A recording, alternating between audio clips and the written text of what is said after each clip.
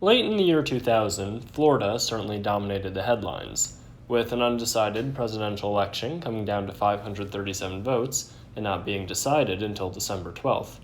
What the 24-hour news cycle didn't pick up about the Sunshine State, however, is some of the best photo evidence of Bigfoot to come out of this millennium.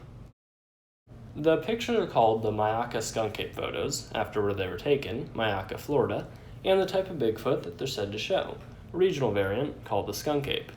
Now, for a little background, on December 29th in 2000, the Sarasota Police Department received an anonymous letter with the two photographs shown on screen right now. The letter reads as follows: Dear Sir or Madam, enclosed, please find some pictures I took in late September or early October of 2000. My husband says he thinks it is an orangutan. Is someone missing an orangutan? It is hard to judge from the photos how big this orangutan really is. It is in a crouching position, in the middle of standing up from where it was sitting. It froze as soon as the flash went off. I didn't even see it as I took the first picture because it was so dark. As soon as the flash went off for the second time, it stood up and started to move. I then heard the orangutan walk off into the brushes. From where I was standing, I judge it as being about 6.5 to 7 feet tall in a kneeling position. As soon as I realized how close it was, I got back to the house. It had an awful smell that lasted well after it had left my yard. The orangutan was making deep whoop noises. It sounded much further away than it turned out to be. If I had known it was as close to the hedgerow as it was, I wouldn't have walked up as close as I did. I'm a senior citizen, and if this animal had come out of the hedgerow after me, there wasn't a thing I could have done about it. I was about 10 feet away from it when it stood up.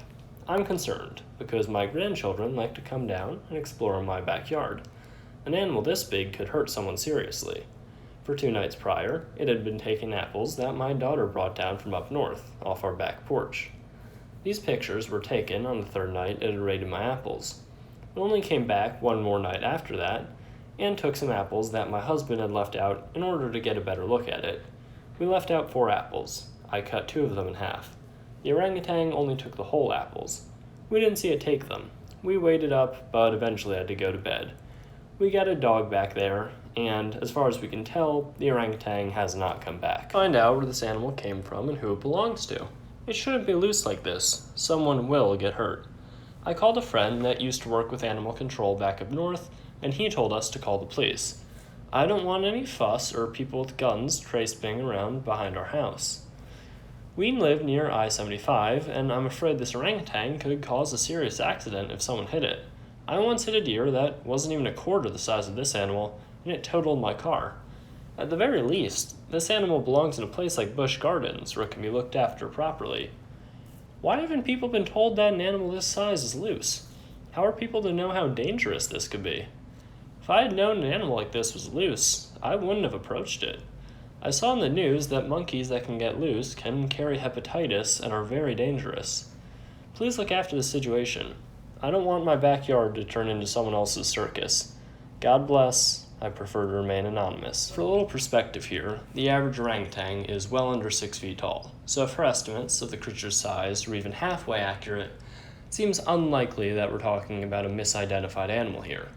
I don't think even the most ardent skeptic will call what's shown in the photos pareidolia, so that leaves us with 2 possibilities: a man in a suit or the genuine article.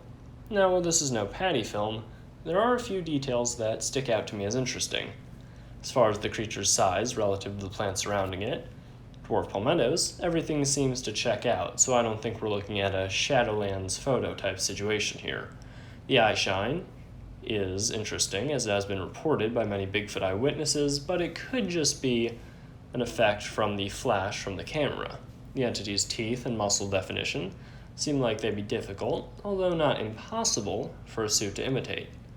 Now, one claim that skeptics of the photograph have made is that not only do they know that the Myakka skunk ape is a hoax, but that they know the hoaxer, supposedly a man named Justin Arnold. Now, unlike many patty film detractors, he himself has never claimed this, and they haven't produced evidence of a suit existing beyond claims that it's a Halloween costume.